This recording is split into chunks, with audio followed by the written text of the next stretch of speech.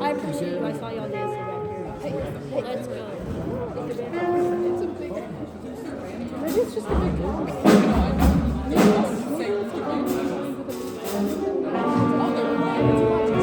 I'm trying to tell Sam. Why would I? Yeah. I'm trying to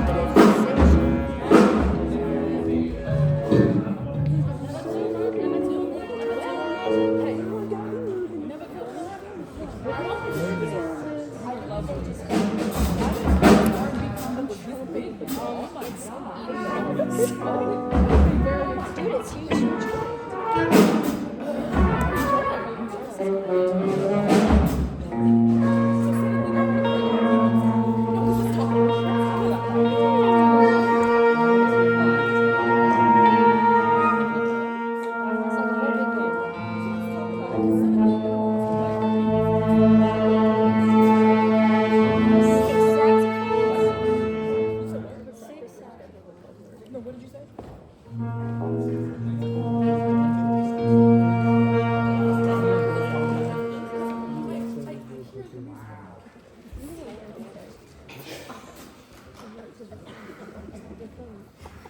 Okay, ladies and gentlemen, this is our R&B combo. It's the newest combo, I think.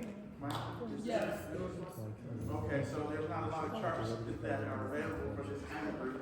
So we've been working, I wrote a lot of the charts, and Nathan down here worked on that second chart that we're going to play, and all of us do. We all just kind of work through it for the instrumentation, and we're going to just try to make it happen for you. You got it? Okay. All right, let's put this solo. Let's get it. All right. Sorry, the first song is going to be a Luther Vandross tune. Never too much. It's a staple in the R&B catalog. But it's usually done with vocalists. So we had to make this instrumental tune, and then we're going to do this tune called Space Girl, which Nathan brought to me, and we both worked on this. We put a chart together for this, and it's going to feature Sneha on vocalists, as our vocalist, and we're going to end with a Tower of Power tune, but it's hit also with Sneha as our vocalist.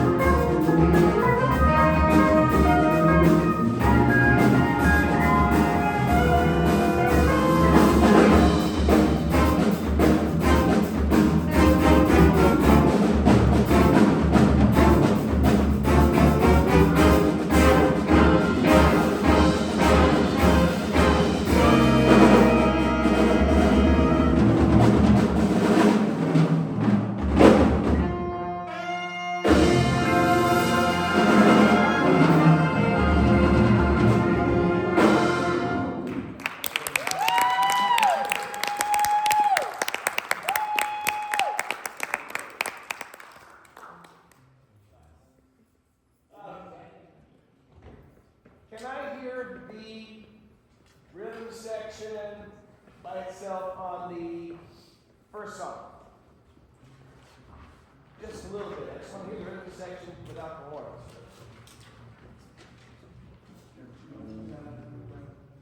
Never too much. That's it.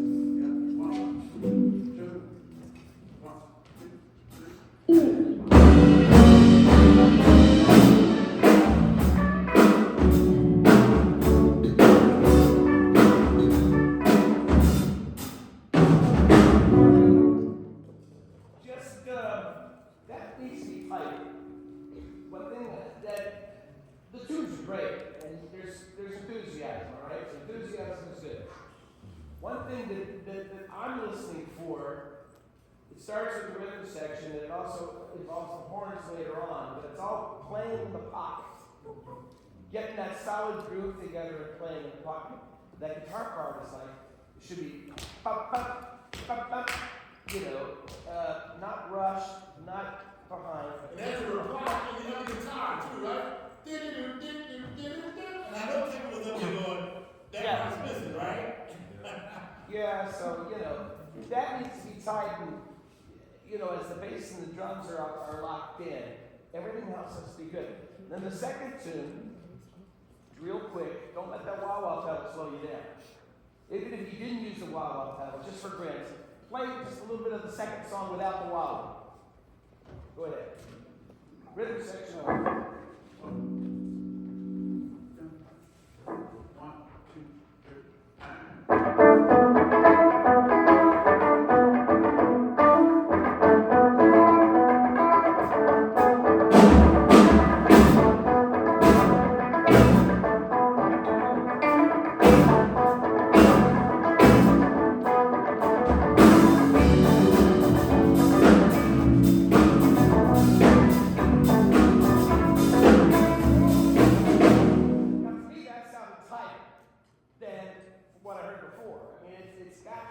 That groove going. So the foundation, I am a rhythm player, piano player. So this is what I'm listening for. I'm listening for all the parts that are played with that. Okay, and I'm going to be really quick with the horns because I don't want anybody else to the other faculty to chime in. You guys need to tighten up. Just tighten up. The parts, you're playing the parts. They're all written, but just tighten it up. And this usually in a big band, a regular big band, it's always about tightening it all up. The rhythm section is doing its part to maintain the steady tempo. It's not speeding up, slowing down, but it might be speeding up, but it's not. It's keeping a steady tempo for you all to follow. Tight on that horn stuff. So it's got to be just as tight as the guitar goes. The one is it.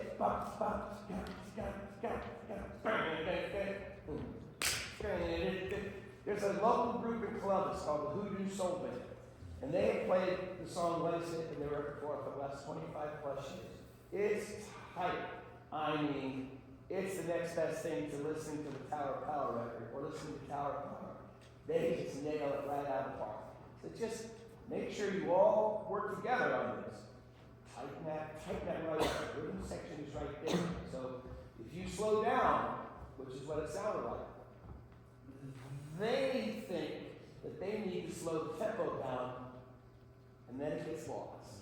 So the rhythm section is going to listen to itself, and that's going to be just slam it. It's a nice bed for you guys to just go, ba, ba, ba, ba. Smell that part. You guys rock. Thank you. Yeah, I think it sounds fantastic. Both groups sound really, really great. Yeah. The funk is on the one, and the pocket is on the ands and the ahs, and that's what I'm hearing the horns. And in general, right, it's a 16, this kind of music, right? And so you need to be able to tell the difference. Professor Smith and I were adjudicating some things at Beaver Creek, and I gave that this comment to a lot of bands. I should be able to tell as a trained musician what the rhythms are you're going. If I can't tell, then I'm not playing on. If I wasn't sure if that was supposed to be on the beat or on the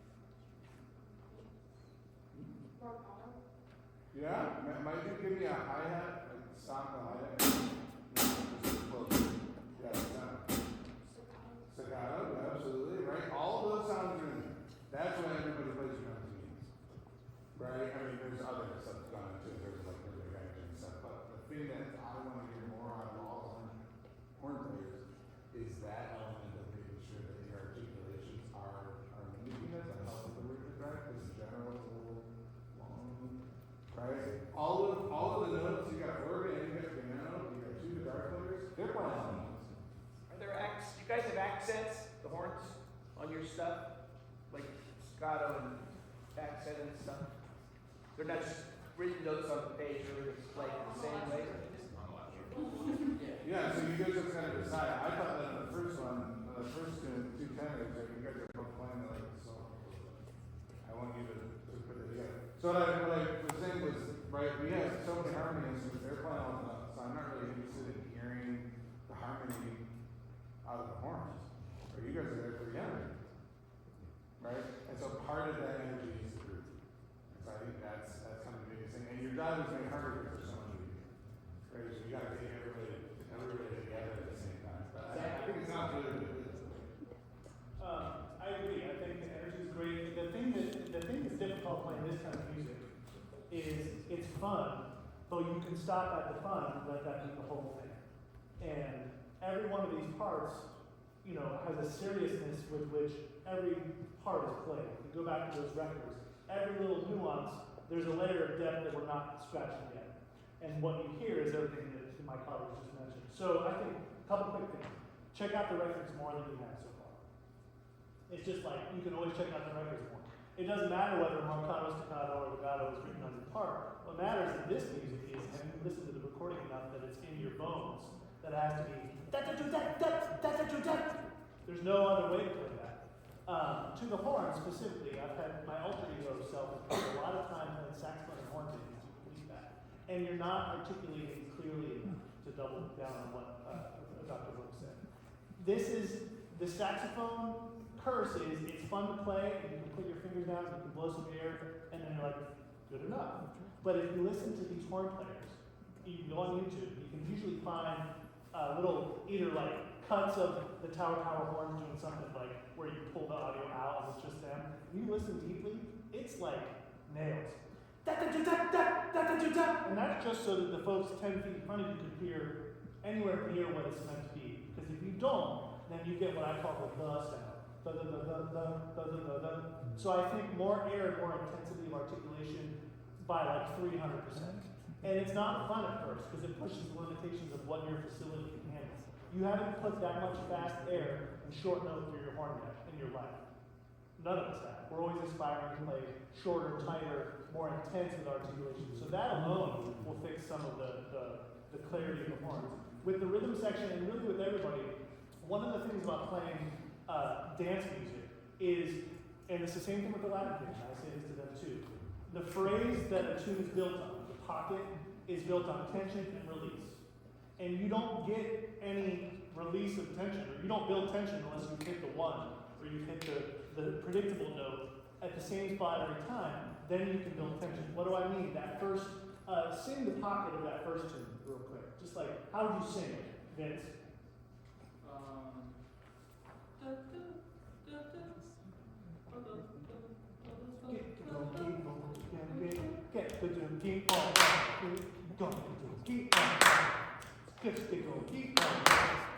That's release is on the one or on the three or whatever it is. The tension has to be there and everything has to be organized. I say this in Latin. If we go, it's like you never felt the danceable part. So you all can diagnose your individual parts along those lines. Where does it feel easy and predictable? And then I have to make that nails to build tension for the other half. A lot of two-bar phrase activity, a lot of things that have that tension and release. And tension, or the other way around. Boom, boom, boom, boom. And if you're not nails on those downbeat oriented sides of the phrase, then everything kind of feels, you know, what is his is a perfect example. There's so many little phrases there. That back half of the phrase, that's tension. And if you don't hit those things really seriously, then the audience get this like mirage effect of what it's supposed to be. But our ears are filling in the rest off the record, not your playing. That sounds harsh, but you know what I mean? We're filling in the notes and the spirit of it, and that includes the vocal. But you ain't exactly sure what's hit. Every one of those notes is like in a spot. You know what I mean? So I think, you know, the R&B band, it's tough because it's like you open yourselves up for layers of depth that, you know, like, because on its face it's good energy and fun music, but we want it to